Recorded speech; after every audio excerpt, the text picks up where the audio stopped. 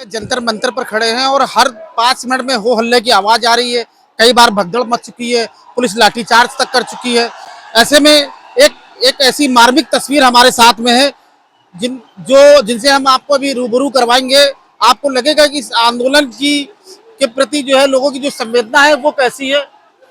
देख सकते हैं कि पहले हम थोड़ा सा कैमरामैन से कहूँगा थोड़ा दिखा दें कि किस तरह से हर 5 मिनट में 6 मिनट में भगदड़ जैसी स्थिति बन रही है। हालांकि यहाँ पर देखिए, ये आप देख सकते, देखिए दूर दूर तक, थोड़ा सा कैमरे को जूम करके दिखाइए कि किस तरह से लोग भाग रहे हैं। मतलब भगदड़ जो है बहुत ज्यादा है। और अब आप देख सकते हैं कि दिल्ली पुलिस ने उधर देखिए, ये देखिए, उधर देखिए, आपके वो एक महिला के साथ जो है दूर थोड़ा सा जो है आप देखिए कि जो किस तरह से दिल्ली पुलिस है इस समय अब लाठीचार्ज जो है कर रही है। और जो लाठीचार्ज हो रहा है उसमें लोग भगदड़ कर रहे हैं। क्या कहना चाहेंगे मैम आप? अंधाधुन लाठी चार्ज कर रही है, किसी पे को भी मारे है। मैंने अभी देखा है किसी एक लड़की को मारा। तो ये आप देखिए, अब ये पुलिस जो है इस समय लाठी लेकर के जितने भी आंदोलनकारी हैं उनको लाठी लेकर के दौड़ाना शुरू कर चुकी है।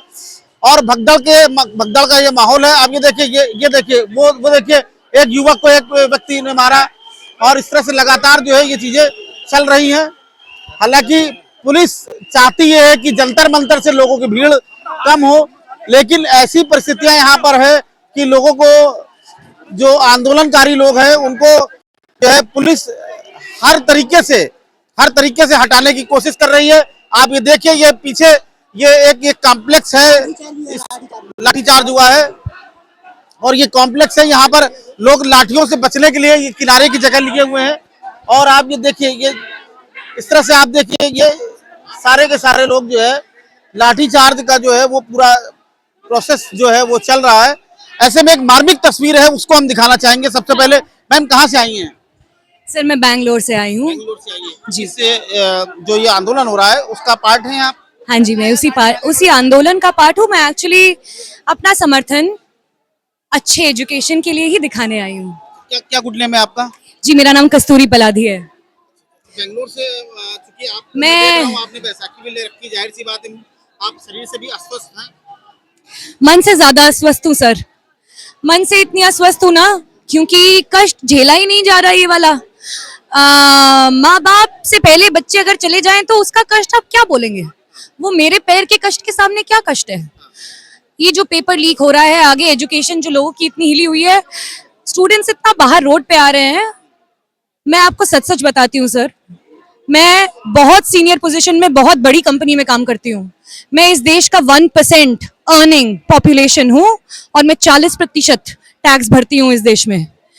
हम सब बहुत डर से बैठे रहते हैं, क्योंकि जैसा पैसा मिलता रहता है ना, वैसे हमें कंफर्ट मिलता रहता है। तो डर डर डर और डर बैठता है। और मैं, मजेदार बात यह है, मैं कुछ नहीं से आती हूँ ना।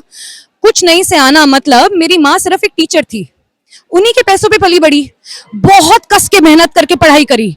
पढ़ाई ने मुझे जो दिया है, इस देश ने मुझे जो दिया है, इस सरकार ने नहीं, गवर्नमेंट ऑफ इंडिया ने मुझे जो दिया है, कोई पॉलिटिकल पार्टी नहीं, गवर्नमेंट ऑफ इंडिया, मैं बहुत आभारी हूं। मैं इसीलिए यहां हूं क्योंकि मुझे लगता है सबको सेम राइट ऑफ एजुकेशन होना चाहिए।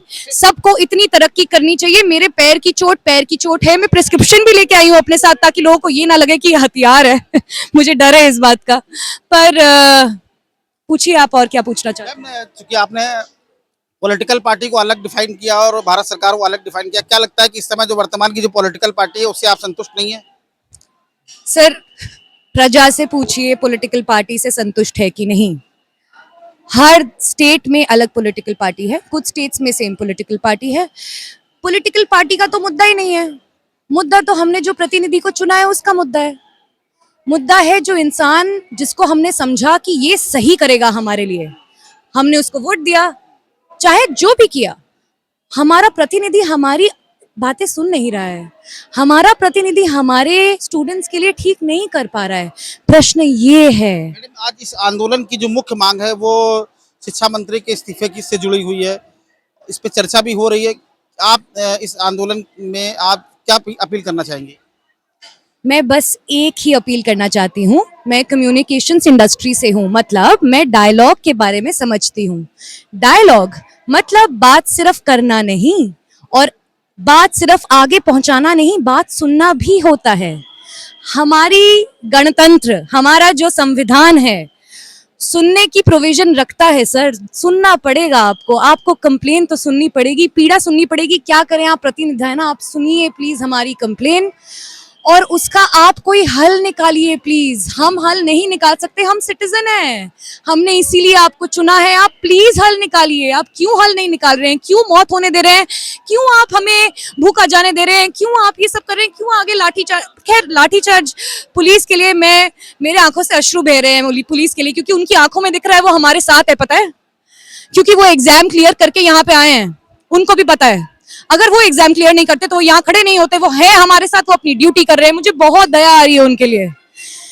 बस यही है कि इसी दया की नजर से हमें प्लीज देखा जाए। तो देखिए कि आज ये पढ़ा लिखा समाज जो है पूरा का पूरा जो है सड़क पर आ चुका है। एक मार्मिक तस्वीर से मैंने आपको रूबरू कराया।